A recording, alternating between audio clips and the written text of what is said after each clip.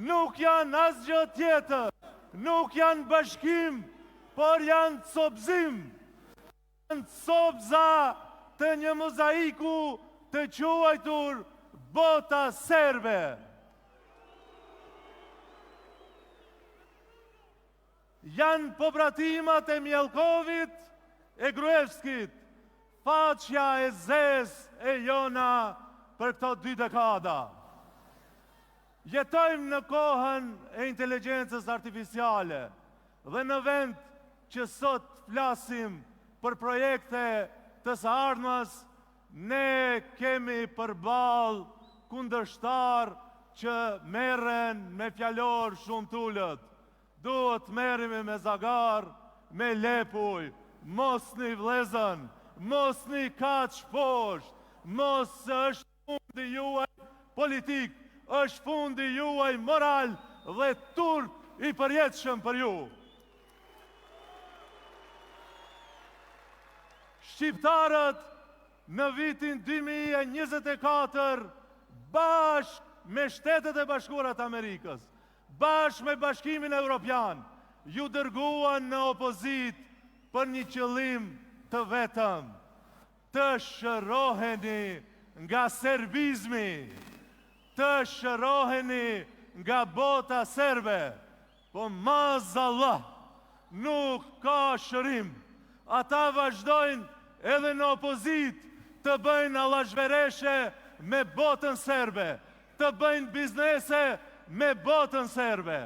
Po unë ju garantoj se shqiptarët i kanë lexuar dhe shqiptarët kjo prezencë sonte masive këtu garanton se fitoria e Vlenit është e padiskutueshme në çdo komunë. Vetëm një shembull do t'ua jap se Vleni ka punu ma shumë se 20 vitet e qeverisë BDI-s.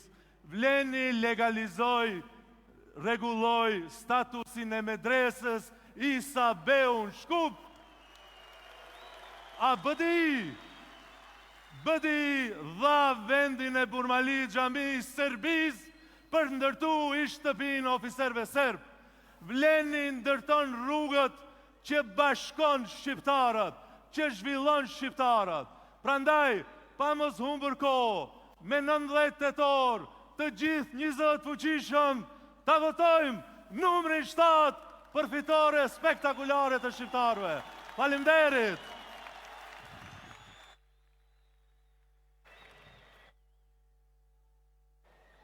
Faleminderit zotëri Fazliu.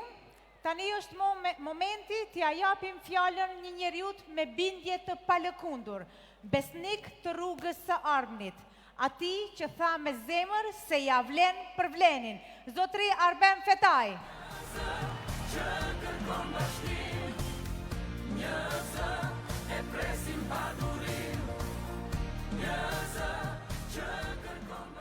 Mirë mbrëma Shkupi Dardan. Flamur të lartë, flamur të lartë. Dashur shqiptar, motra e vlezër, ministra, deputet, kandidat për kryetar komunash, lider të këtij koalicioni fisnik, kryetari parlamentit, zoti Afrim Gashi, vlezër nga Kosova, Bisen Durmishi, sekretari përgjithshëm i vetëvendosjes, Halim Mrika, nënkryetari i vetëvendosjes, mirë mbrëma të gjithëve. Arben Xhaferi na kalon shumë mësime. Një prej tyre bjeon edhe sot. A i thoshte se mjeshtria që formon ose deformon vetdijen quhet propagandë. Dhe për 20 vite me radhë, shqiptarët e këtij vendi kanë jetuar mu në propagandë. Një propagandë që e shiste mashtrimin si patriotizëm dhe pazarët në tavolina si kauz kombëtare. Ata i lanë shqiptarët të varfër, të papun dhe të nënshmuar. Një njeri theu qafën dhe shkoj në prehrin e atij që vetë e quante i sëmur psiqik. Po. Shkoj në prehrin e atyre që për 2 dekada i robruan shqiptarët. Dhe ata e shpallën fundin tonë. Edhe sot po e shpallin fundin tonë. por ndalu një pak dhe mendoni vëllezër e motra. A mund zhduket kjo lëvizje? A mund shuhet ky vizion që e mollët ju me votën dhe me besimin tuaj? Përgjigja është e qartë, me një zë, jo, asnjëherë. Unë qëndrova, sepse e dija që vlen nuk është flusk sapuni që shpërthen me erën e parë. Vlen është gur themeli mbi të cilin ne ndërtojmë të ardhmën tonë. Dhe sot, me krenari para jush, prezantojmë kandidatët për kryetar komunash, njerëz që nuk i kanë borxh as kujt përveç se juve.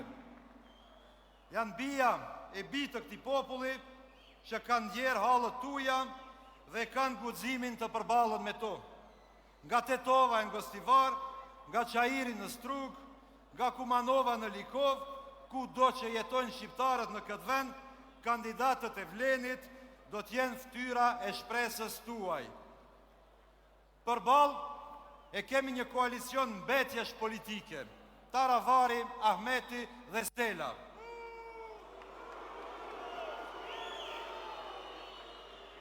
Ata janë më një lavatriçe e prishur.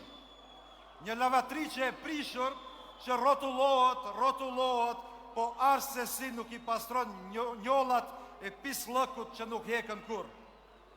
Miq, ata flasin për Europë, por bëjnë koalicione me partinë më anti-NATO, më anti-BE, më anti-Amerikë që ekziston, Levicën. Ishin po këta njerëz që e ndryshuan kodin penal për të shpëtuar kriminalët nga burgu.